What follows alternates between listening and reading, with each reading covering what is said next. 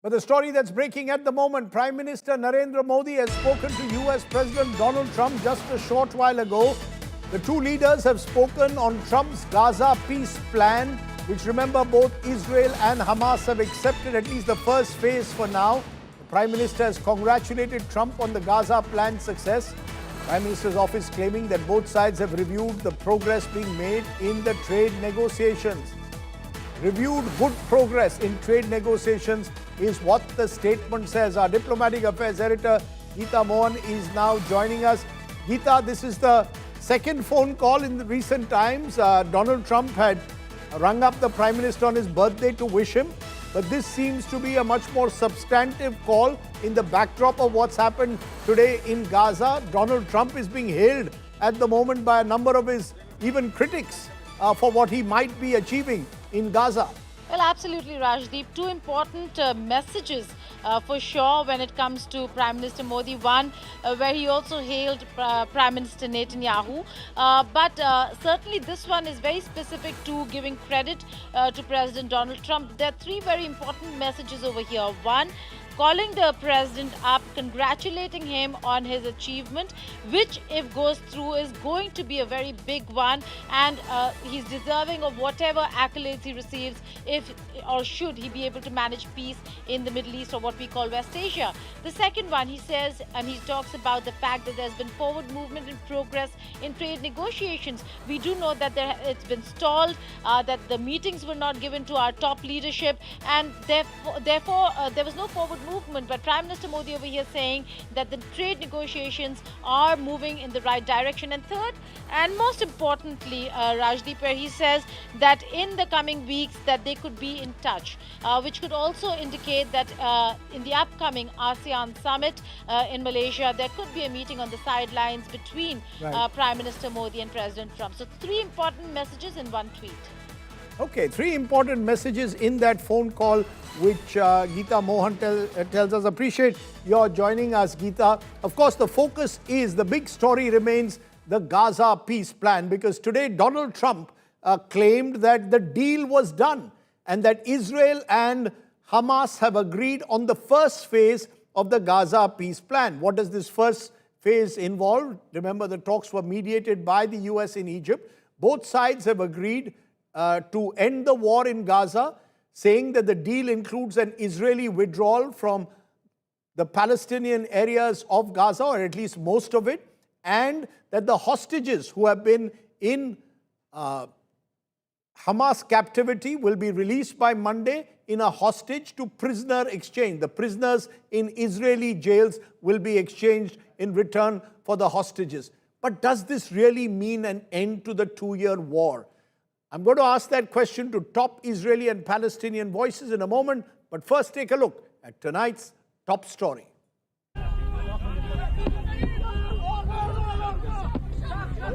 2 years of devastation and bloodshed finally seems to be coming to an end. Israel and Hamas agreed to the first phase of the 20-point peace plan proposed by US President Donald Trump. The announcement came in dramatic fashion on Wednesday evening. Trump was at White House event when Secretary of State Marco Rubio passed a note to him and then walked up to him and whispered the news. I was just given a note by the Secretary of State saying that we're very close to a deal in the Middle East and they're going to need me pretty quickly. I was just dealing with... Later, Trump posted the details on Truth Social. Under the first phase of the pact, Hamas will be releasing hostages and bodies as early as Monday. In exchange, Israeli forces will withdraw to a line mutually agreed upon and will not launch any air or ground attacks on Gaza. As the news of a possible deal reached them, people in Gaza celebrated. For people at the receiving end of relentless bombardment and ground invasions by Israel for 2 years, the deal spells hope.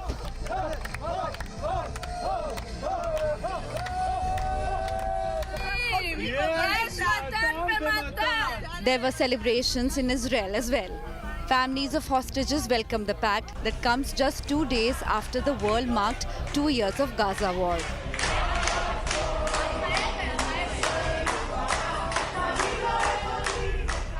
since you became a president, and even before that. Some of the families of the hostages in the US spoke to Trump on the phone. The hostages are home. Thank you so much. Blessed be the peacemakers. God bless you, Mr. President. God bless America. Thank you very much. You just take care of yourselves. The hostages will come back. They're all coming back on Monday. All of them. For now, the deal brokered by Trump, his biggest diplomatic achievement in his second term, is earning him global praise. Prime Minister Narendra Modi lauded Trump and Netanyahu for their strong leadership and hoped for lasting peace. UK Prime Minister Keir Starmer welcomed the agreement on the first phase. Incidentally, the first phase of peace deal comes a day before the Nobel Prize for Peace is announced. The Nobel Peace Prize will be announced on Friday. You've been nominated by many world By many countries, that's right. countries as well as the hostage families. Do you think you will win? Marco would tell you we settled 7 wars. We're close to settling an 8th. Perhaps they'll find a reason not to give it to me, you know? There are still many uncertainties. Hamas wants America to guarantee that Israel will not restart attacks after the hostages are released. White House has said Trump is considering a visit to the Middle East over the weekend. His presence perhaps can help iron out the flaws. Bureau Report, India Today.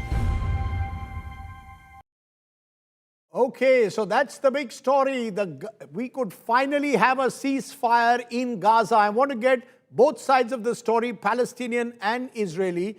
My first guest is from Ramallah, where the Palestinian Authority in the West Bank is. Professor Dalit IPS is Associate Professor Diplomacy at the Arab American University in Palestine.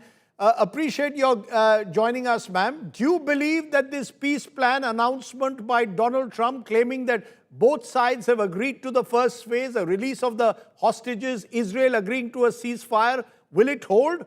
Or is there simply too much mistrust on both sides for any truce to be truly durable in Gaza, ma'am?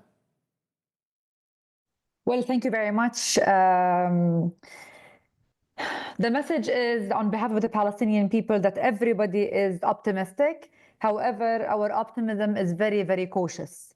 Very cautious because of the lessons learned. Very cautious because of the past experiences and the most recent experience with the latest ceasefire agreement that we saw in the beginning of the year, where Israel continues to breach and violate every agreement. So are we optimistic? Yes, we are. Are we positive? Yes, we are. Are we happy that the sufferings of the Palestinian people in Gaza will stop? Yes, we are. Are we happy that the ceasefire will take place and the genocide in Gaza will be put to a halt and that the hostages will be released?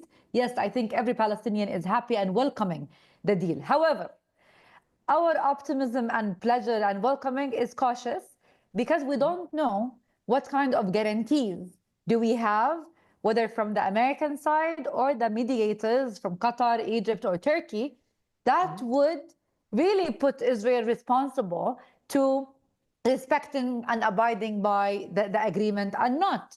No, after the release of the hostages, coming back to raid and invade and rock Gaza. So what you're saying, can I summarize what you just told me? Are you saying that once the hostages who are in Hamas captivity are released, you still retain the fear that Israel could violate the ceasefire, resuming the Gaza bombings? Is that your concern, which is why you're telling us there is cautious optimism? Because the Israelis have been saying they don't trust Hamas, that Hamas will be the one who will resort to terror attacks soon. Well, this is a pretext. This is just a pretext, an excuse that they use for their terror state act. Because let's be honest, Gaza is 2 million civilians. Half of those people are children. Gaza, and for the past 2 years, 1 million children were put under the Israeli missiles and rockets and shelling. The pretext is Hamas. The pretext that they are targeting Hamas, that they are weakening Hamas. And look, they are negotiating with Hamas at the table now. Hamas, in a very blunt and serious statement, televised statement, said a couple of days ago that they are into the two-state solution. and that they want peace, and that they want the negotiations to hold, and that they want to engage and be responsible to the maximum points. The problem is not Hamas. Let's all remember, and this is another message to the Indian audience who are watching. The Palestinian cause is in existence for the past almost 8 decades. Israel came and evicted the Palestinian people who became refugees and installed the state of Israel on the lands of the Palestinians. Ever since then, the Palestinians have been suffering from extrajudicial killings, from confiscations of land, annexation, settler colonial projects, settler terrorism on daily basis, let alone apartheid and genocide and war crimes. It is Israel, the military occupation of Israel against the Palestinian people. That Professor Irakat, you're calling the Israelis a terror state. They in turn say Hamas is the terror group that was responsible for the October 7, 2023 massacre. Therefore, they say disarmament of Hamas and the setting up of a transitional authority to govern Gaza with international stakeholders is the way forward. Do you agree that Hamas has to be disarmed and an international body has to, in a way, supervise any transitional arrangement in Gaza? That's the only way to, at least for now, ensure some kind of peace? I don't disagree if we will have enough guarantees that Israel will not start another war. That is, just today, Smotrich, who is one of the most powerful ministers in the Israeli cabinet, just said today, right after the release of the hostages, we will shell and rock Gaza again.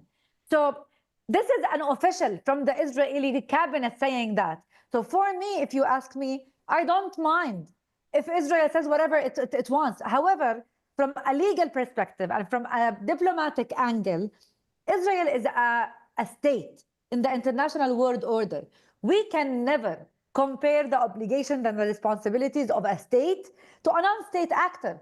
Whether Hamas is doing right or wrong is the job of the ICC and the ICJ. Why doesn't Israel let the international investigation commissions and teams to go into Gaza and find out who is really the terrorist and who is really the criminal and who should be held accountable? Why wouldn't they let the legal tools take their responsibility and, implement their jurisdiction?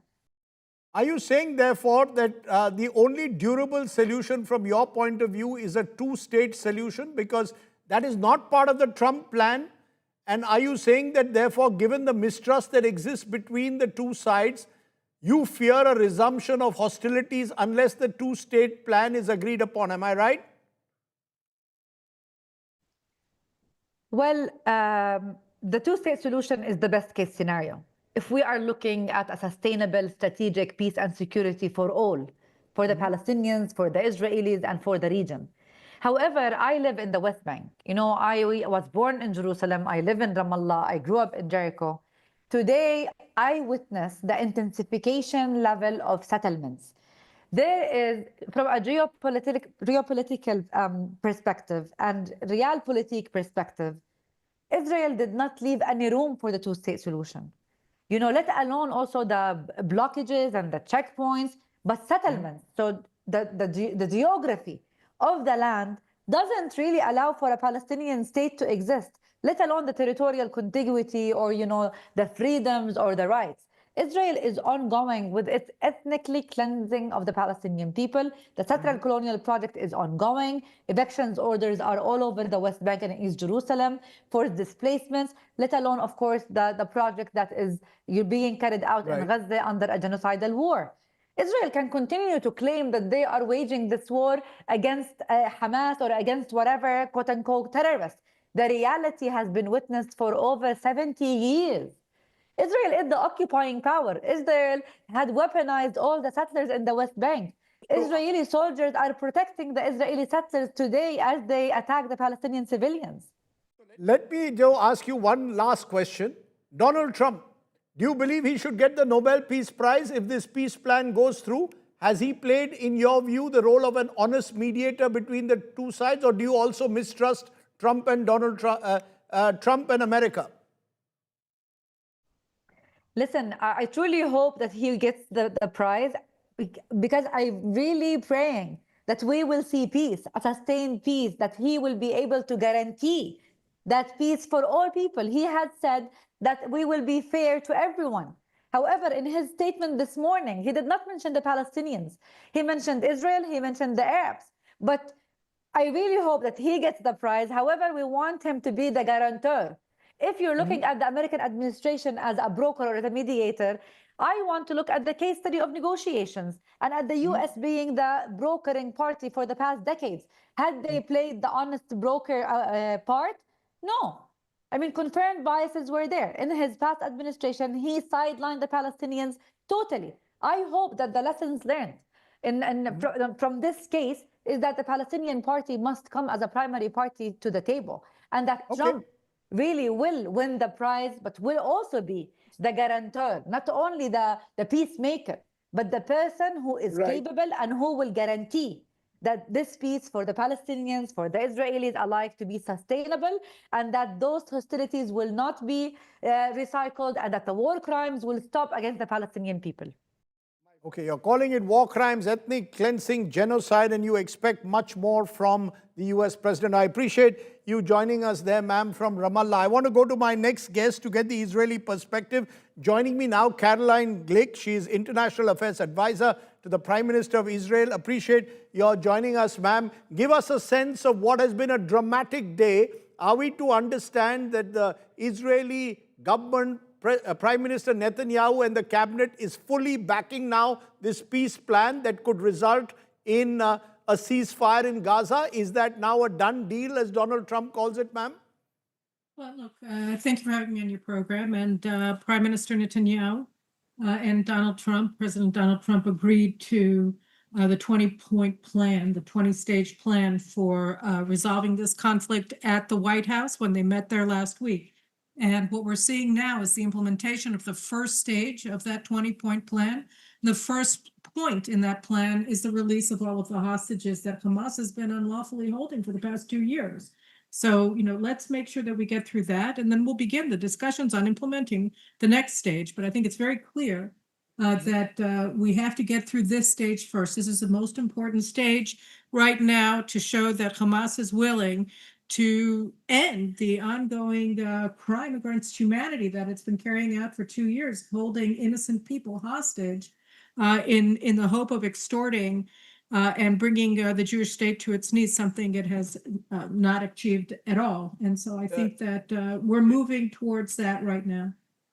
You're saying that Hamas is the one which has held these hostages in captivity for 2 years. In turn, Palestinian voices say, look at the 66,000 people who've died, many of them women and children because of Israeli bombings. There still seems to be a lot of mistrust. How are you going to overcome that mistrust? Is this plan good enough to overcome the mistrust, or is this only a temporary ceasefire? Let's get the 48 hostages home. Let's, if you want to build trust with the Jewish state, then why don't you let out the people that you seized illegally 2 years ago and have been torturing for the past 2 years. After we do that, then we'll see. It's about building trust, and the most fundamental thing here is to end the atrocity that began on October 7th, and that means letting out all of the hostages that still remain in Hamas captivity, the 21 that are alive and the 28 that Hamas murdered. But the fact is, Caroline Glick, the truth of the matter also is that the Palestinians want guarantees. They want guarantees that Israel will not resume bombings once the hostages are handed over. Is there any such guarantee that you are willing to give at this stage? Or is it a case of verifying to see whether Hamas has been disarmed before you are willing to give any kind of guarantee today? Right. I mean, look, Hamas is a terrorist organization. It's been running a de facto Palestinian state in Gaza since 2005. This is what they came up with. They came up with October 7th after 20 years of effective Palestinian sovereignty over this area, the first time there was ever a Palestinian state. And, what we said, what the prime minister said, the first day of the war, he said, these are the 3 goals of this war. We're going to bring all of the hostages home. We're going to end Hamas as a military organization and as a regime in Gaza. And we're going to prevent Gaza from ever posing a threat to Israel in the future. And this deal that that President Trump and Prime Minister Netanyahu agreed to last week at the White House, and that has the support of basically the entire Arab world and much of the Islamic world, says that these goals are all going to be achieved under this 20-point plan. So the first thing that has to be achieved is the release of the hostages. And then we're going to go on from there. But part of preventing Hamas from threatening Israel again is for Hamas to be disarmed. And each of these steps have to be implemented. They have to be verified. And then we can move on to the next one. But that's the concept of the Trump plan. Again, no, but the you're Trump not and willing to Netanyahu give me, plan. you're not willing to give the world a guarantee at this stage that the bombings will not resume, because that is the fear in a way that Palestinian or Hamas negotiators have, that they give up, they hand over the hostages, and the next thing you know, Israel will resume the bombings. Is there any guarantee that you're willing to give? Because the peace plan clearly envisages Israel pulling back behind a certain line in Gaza. All right, so we're going to continue to be in control of 53% of the territory in Gaza in order to ensure that Hamas is disarmed and that its regime is over and that Gaza never again poses a threat to Israel the way that it did, the way that it attacked us, the way that Hamas invaded us on October 7th and carried out a one-day genocide. But how will you ensure that, ma'am? How will you ensure that Hamas, who will decide that Hamas has been disarmed? The Israeli, the IDF will decide that? I think that it's very clear in the plan that we agreed to with President Trump, and that has the support of the entire Arab world and the Islamic world, that the steps that have to be taken are very clear to everybody. And what we need to do now is to ensure that Hamas is disarmed and it is no longer in charge of Gaza. And then we can move on to ensuring that Gaza never again threatens Israel the way that it did on October 7th. And that's the deal that everybody has signed on to. And obviously there's a lot of distrust. We were invaded.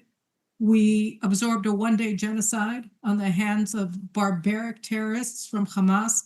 And as has been the vision of Prime Minister Netanyahu, which is now being implemented at the table, and God willing, we'll see by Monday all of the hostages home and with their families for the first time in 2 years. And the hostages that were murdered, they will finally be able to be laid to rest on the soil of the state of Israel. When that happens, we'll be in a different situation. But until now, you have to understand, until now, Hamas thought that holding these people, these innocent people hostage in horrible, horrific conditions and starving them and torturing them, that this was their ace in the hole, that the longer that they held them, the greater their chances of emerging victorious. And the big change that happened, both as a result of the heroic fight of our soldiers and also because of the visionary leadership of both President Trump and Prime Minister Netanyahu, Hamas now realizes that the opposite is the case. Far from being their ace in the hole, the hostages are dictating their demise. And if they want to survive in any way, shape, or form on this land, on this earth, then they have to give them up. And that's really where we've arrived at today. Again, thanks to all of the forces that I laid out, President Trump, Prime Minister Netanyahu, and the Israeli Defense Forces. So I'll come to Prime Minister Netanyahu and President.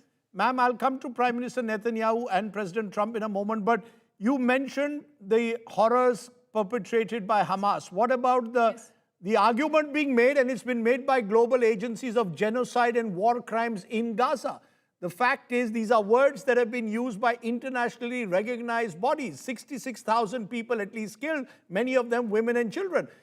Does Israel also recognize that maybe your response was completely disproportionate, some would argue, to what happened on October 7th? No, I mean, I guess a disproportionate response would be, something even worse. Crimes against humanity greater than what Hamas enacted on October 7th. They burned babies alive. I mean, what's worse than that? No. What is worse what is we've done is we have carried out bombing innocent civilians.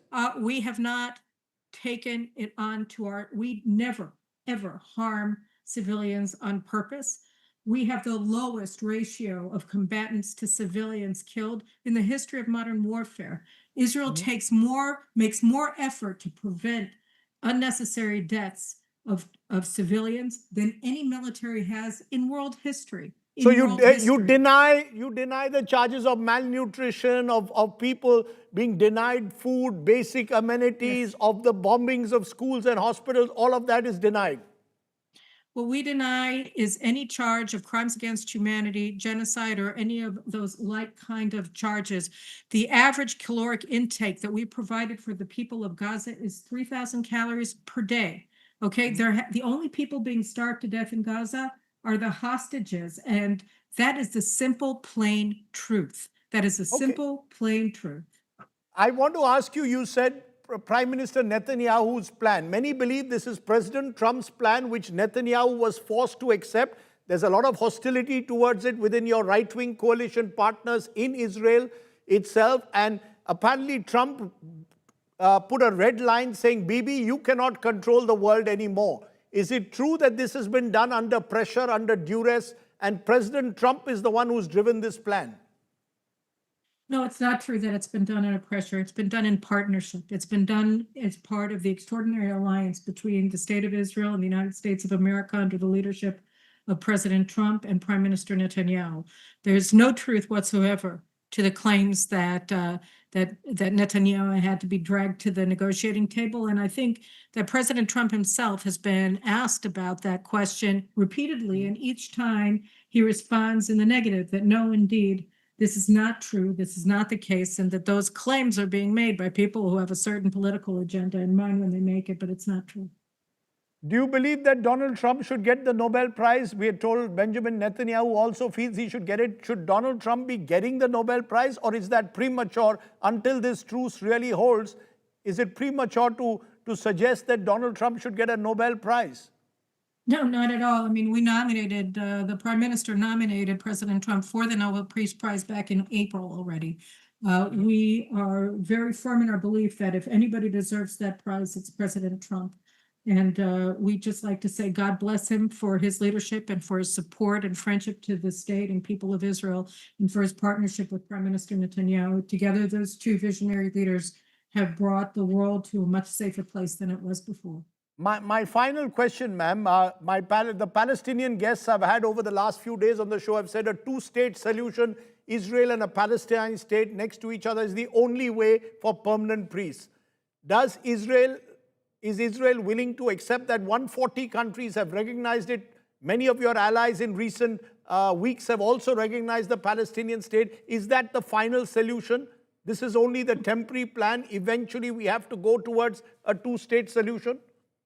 No, we don't believe that. We saw what the two-state solution looked like on October 7th. Again, there was a de facto Palestinian state in Gaza since Israel pulled out of Gaza, expelled all of its civilians, peaceful farmers who had been living in Gaza for over a generation, brought them all out, took out all of our military forces, and Hamas transformed Gaza into Afghanistan under the Taliban. And we're not going to risk that again. Not in Gaza, not in Judea and Samaria, no. Okay. Caroline Glick, on what has been a momentous day and hopefully will bring some kind of peace to a troubled region. I appreciate you joining me on my show tonight. Thank you very much. Caroline Glick, who is in the Prime Minister's office, the government of Israel, joining us there. Okay, I referred to the Nobel Peace Prize because remember, the Nobel Peace Prize will be announced tomorrow. This year, there are 338 nominations. Among them is Donald Trump, the US president, who has pitched himself as a deserving candidate several times. Pakistan's leadership too has backed his claim after India paused Operation Sindoor. Imran Khan, former Pakistan Prime Minister, now in jail, has been nominated by an advocacy group called Pakistan World Alliance. Pope Francis, who passed away this year, is also among the nominees. Elon Musk has been nominated for free speech advocacy by a European Parliament member from Slovenia. Don't ask me why. Anwar Ibrahim, Malaysian Prime Minister, and ASEAN have been nominated by his supporters for the Cambodia-Thailand Peace Pact. But Trump hopes that he is the man who should get the Nobel Peace Prize. Okay, the other big story on international affairs is also this time coming from India, where Prime Minister Modi was today meeting officially with the UK Prime Minister Starmer in Mumbai. the Prime Minister emphasized that radicalism and violent extremism had no place in democratic societies and specifically referred to the K factor or the Khalistan factor. Listen in to what the MEA, the Foreign Secretary, Vikram Misri, had to say. Was flagged again during the discussions held today, and Prime Minister emphasized that radicalism and violent extremism had no space in democratic societies, and in particular should not be allowed to use the freedoms or abuse the freedoms provided by democratic societies, and there was need to move against them within the legal frameworks that are available to both sides. Okay, let's turn from there to the big domestic story, the killer cough syrup controversy that we've continued to track for the last week and is having an impact on the ground. From shocking revelations to arrests, and now the pharma plant where the cough syrup was manufactured that's resulted in the death of at least 22 children in Madhya Pradesh is facing permanent closure. That nationwide outrage is also sparking global concern. With child deaths mounting, the World Health Organization stepping in, serious questions being raised about India's drug regulation system. Meanwhile, the pharma company manufacturer was arrested today in Tamil Nadu. Take a look at tonight's special report. Big breakthrough in the killer cough syrup controversy. In a big India Today impact, Sun Pharmaceuticals, the Kanchipuram-based plant behind the now banned cold reef syrup, is set to be shut down permanently. The Madhya Pradesh police has arrested the owner of Sun Pharma, Ranganathan. He has made a sensational confession while in custody. According to sources, Ranganathan revealed that the cough syrup was supplied not just locally but also to states like Odisha and Puducherry. जो रंगनाथन है उनकी गिरफ्तारी कल SIT जो कि छिंदवाड़ा से इस कार्य हेतु गई थी, उसने जो है बड़ी मशक्कत के बाद वहाँ पे उनको जो है अरेस्ट किया है और अरेस्ट करने के बाद उनको विधिवत मेडिकल करा करके अभी ट्रांजिट रिमांड लेने की प्रक्रिया अभी जारी है. After more than 350 shocking lapses were found at the pharma plant by the state drug regulators, the Tamil Nadu government has issued show-cause notices to the manufacturer. As part of the crackdown, Tamil Nadu Health Minister M.A. Subramanian has suspended 2 senior drug inspectors. அந்த கடிதத்தில் மத்திய பிரதேச மாநிலம் சிந்த்வாரா மாவட்டத்தில் ஏற்பட்ட குழந்தைகள் மரணத்திற்கு தொடர்புடையதாக கருதப்படுகிற மருந்து கோல்ட் ரிப் சிரப் பற்றி சொல்லப்பட்டது. உடனடியாக அரசு அவர்களிடமிருந்து கடிதம் கிடைக்கப்பட்ட உடனே அந்த விற்பனைக்கு தடை செய்யப்பட்டு சேல்ஸ் பேண்ட் என்கின்ற வகையில் அந்த மருந்தில் விஷத்தன்மை உடைய அந்த கெமிக்கல்ஸ் அதில் சேர்க்கப்பட்டிருக்கிறது என்கின்ற வகையில் அவர்களுக்கு இப்பொழுது ஷோகாஸ் நோட்டீஸ் வந்து கிரிமினல் ஆக்ஷன் எடுக்கக்கூடாது என்கின்ற வகையில் ஒரு நோட்டீஸும் தரப்பட்டிருக்கிறது. Concerns over this health crisis have now gone beyond India. The World Health Organization has said that it is monitoring the cough syrup deaths in India and is worried about the gap in drug regulation. The WHO asked India's central drug body, CDSCO, for clarification regarding potential links to contaminated medicines. The Drug Authority, in response, has identified 3 contaminated cough syrup brands which were detected to have diethylene glycol or DEG in them. Cold Reef made by Sun Pharma with 48.6% diethylene glycol. Respi Fresh TR made by Rednex Pharma in Gujarat with 1.342% DEG. And Relife made by Gujarat-based Shape Pharma with 0.616% diethylene glycol. It has taken nearly 2 dozen child deaths to expose the deep-rooted flaws in India's drug regulatory system. The cough syrup deaths are a call for urgent reforms to ensure stricter control and accountability in the pharmaceutical industry. With Pramod Madhav and Ravish Pal Singh, Bureau Report, India Today. Well, let me raise the big question that we've been raising for the last few days. How to fix drug regulation in India? Are the regulators soft on pharma firms? What should parents be looking out for? And in fact, that's the last question which is I want to take straight to Dr. J.K. Reddy. He is pediatrician, a leading pediatrician in Chennai. Appreciate your joining us, Dr. Reddy. First of all, as you look at what has happened over the last few days, are you surprised by it? Or is this the tip of the iceberg, as some are suggesting that there are drugs out there, many of them from smaller firms, that could be turning out to be contaminated or toxic? It is in the tip of the iceberg, but we are right now on the right time to explore and find out what really is happening with the medications. We are having a lot of debates going around what chemical is added in it, how it is made. So I want you people first to make sure that these medicines are being exposed first properly so that we know what medicines are there. But as we go further, we will know what all this one. There are about 360 deficits which we had seen in this factory. The 360 deficits would have found out early, then we would have not been into this trouble. So that is what who should have found out, doctor? Who do you blame? Now today the pharma company has been owner has been arrested. We've had doctors being arrested. Do you believe the drug regulator also needs to answer questions? It is very unfortunate and it's unfair that the doctor is being arrested. Our doctor is always want the child to improve, and it is always unfair that the doctor is the culprit, because we are not here to give wrong medicines and the wrong doses. We are here to help the children and give the right medicines. When you found out that 360 deficits are there in the pharmacy and already those are there, why not they could have looked at it? No, who could have done that? The Tamil Nadu Drug Control Authorities, the one at the center, who should have acted? It is the authority who is responsible for it. As a doctor, we are only here to prescribe and give the right drug and teach them the right doses. So mostly pre-market itself, they must do a homework on it. Then post-market, they have to do a homework on it. They had to maintain all quality control rules and regulations. All these things must be there. Only international market, it is all monitored. Indian market, we are not looking at it. So I feel we have to spend more time on the quality control. But as a pediatrician of several years standing, there are dozens of cough syrups in the market.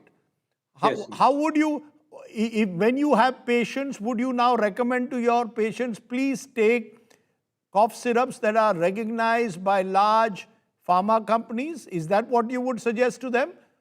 How would you, how do you choose which is the cough syrup, which is the right cough syrup for young children? Yes. That's a debate going on. Actually, less than 2 years, cough syrup is not needed at all. Then less than 5 years, you must be very cautious in taking it, and always use the advice of a doctor and then take it. Doctors also will always look at how the medicine is working. So that is what we tell. Post-market research, no one is doing. Once the cough syrup is in the market, approved by the drug authority, then following that, then it is not at all followed up. That is where we are now.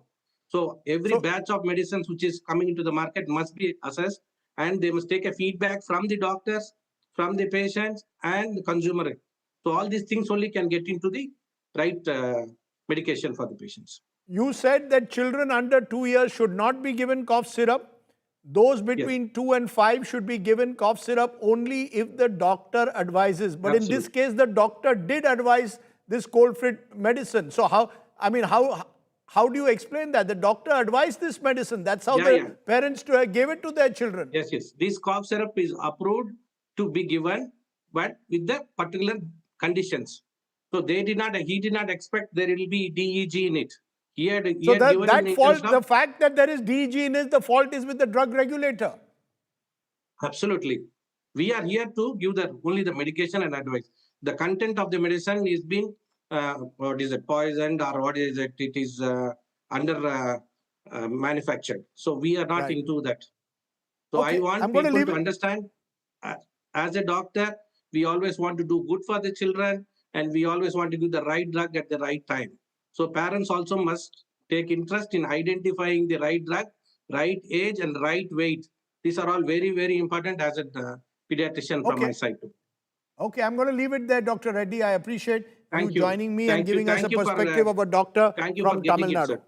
Thank you. Okay, let me move to more political developments and give you all the top developments in the battleground state of Bihar. In a major announcement today, RJD leader and Mahagathbandhan likely chief ministerial pace, Tejasvi Yadav, promised that every jobless family in Bihar will soon have a government job. He said a new law will be passed within 20 days if he is chosen to power, ensuring employment for all such families within 20 months. Remember, Bihar has some 2.74 crore households. Meanwhile, the RJD meeting initially scheduled for today on ticket distribution will be held tomorrow. In the meeting, Lalu Prasad Yadav is expected to also play a role in authorizing candidates for the upcoming elections. The Jan Suraj party, led by election analyst turned politician Prashant Kishore, released its first list of candidates for the upcoming Bihar Assembly election. The list covers candidates for 51 constituencies. Interestingly, Kishore's name was missing, sparking suspense whether he will contest or not. The NDA is also on the verge of finalizing seat sharing in Bihar. Top BJP leaders held talks today with Lok Janshakti Party leader Chirag Paswan. BJP's Bihar core group is to meet in Delhi on October 11th, and the NDA likely to release a joint candidate list next week on the 13th of October. A final update, the Election Commission has banned AI-generated videos during elections. It has directed parties not to misuse AI for creating deep fakes or spreading misinformation on social media platforms. To another of our top stories tonight, and this is a story which unfortunately is being ignored by a large section of the mainstream media, but one that has raised a lot of disturbing questions. The suicide note of a Dalit IPS officer in Haryana has revealed a disturbing story of potential caste-based discrimination and harassment from senior officials in the government, including the DG of police, who's now been asked to go on leave. Here's our special report.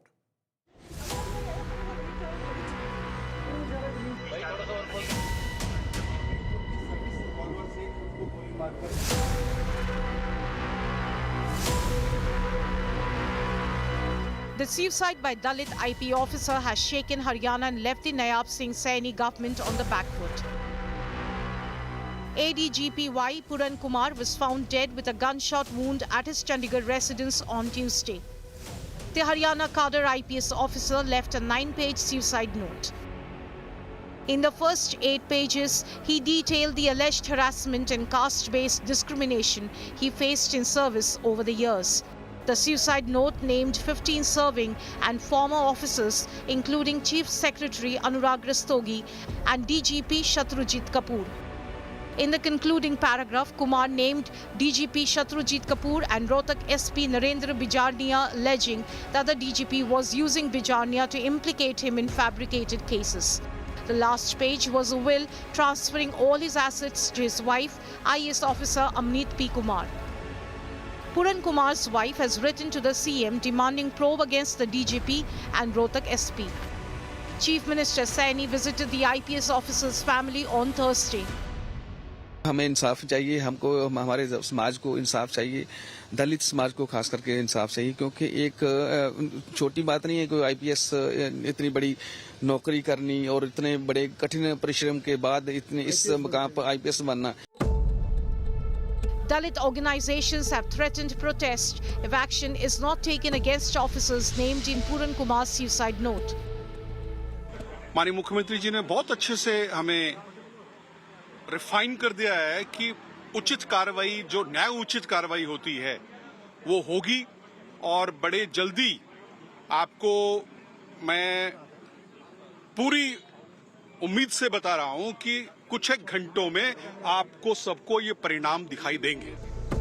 The suicide has become a political flashpoint.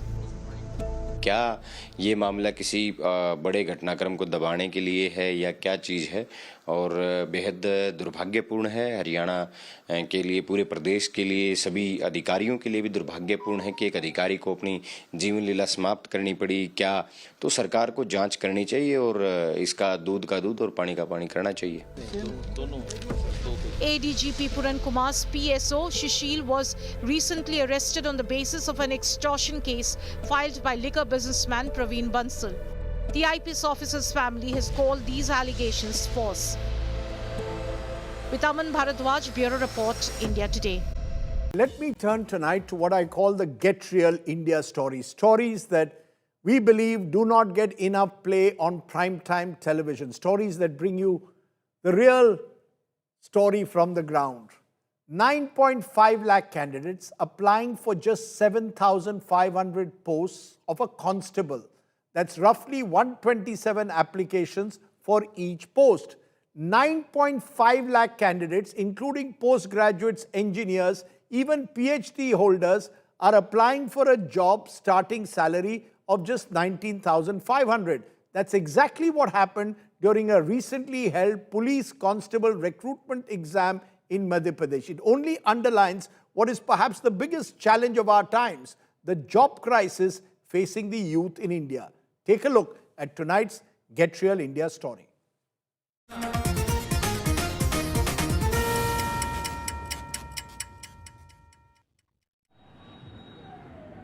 To become a constable in Madhya Pradesh, one needs to clear class 10th.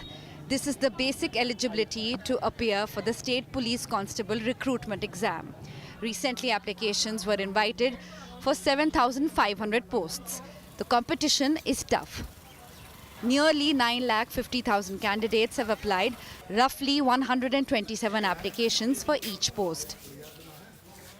Among them are 52,000 postgraduates, 33,000 graduates, 12,000 engineers, and approximately 50 PhD holders. The starting salary for a constable is 19,500 rupees. For Pallavi Chaukikar, an MBA holder, a job closer to home is the attraction. MBA करने के बाद भी मुझे कोई job नहीं मिली, तो मैंने सोचा कि ठीक है, कांस्टेबल का फॉर्म आया है जो कि एक सिक्योर जॉब होती है, गवर्नमेंट जॉब, तो इसलिए मैंने ये सोचकर काफ़ी निचले स्तर पर जाकर ही फॉर्म भरा है। मेरे प्रति मेरे फैमिली के लिए भी काफ़ी सारी रिस्पॉन्सिबिलिटी है, तो मैं मध्य प्रदेश से बाहर जाकर तो काम नहीं कर पा रही थी। इस वजह से मुझे ये ऑप्शन सिलेक्ट करना पड़ा कि मैं गवर्नमेंट की ओर मूव कर सकूँ। Nidhi Dhote's reason is simple. She needs a job.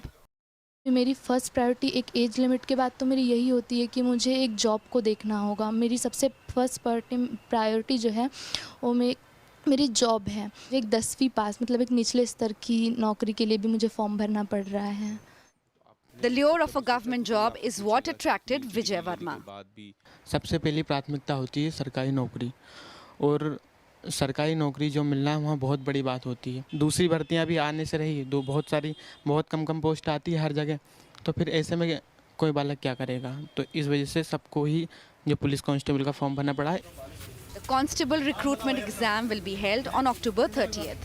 The number of applications, 9,50,000 for 7,500 posts, is a reminder of the biggest challenge for the country, finding jobs for its youth population. With Ravishpal Singh, Bureau Report, India Today.